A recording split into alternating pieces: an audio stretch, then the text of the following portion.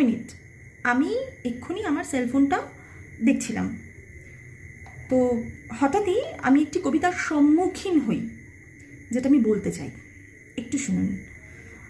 কবিতার নাম নেই। আজ আছি, কাল নেই।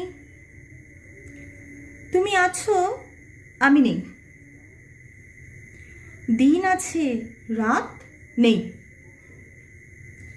বর্ষা আছে, গরম নেই। শীত আছে, কুয়াশা নেই। ঢাক আছে, টাকডুমাডুম, ঢোল নেই। বাঁশি আছে, সুর নেই। সবই আছে, থেকেও নেই। মূল্য কি তার, যার বিবেক নেই?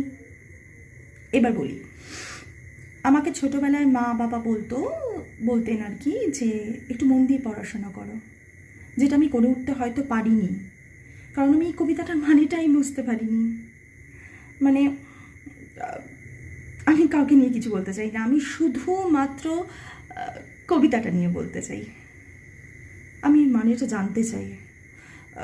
যদি আপনাদের জানা থাকে প্লিজ একটু আমাকে বলবেন, প্লিজ।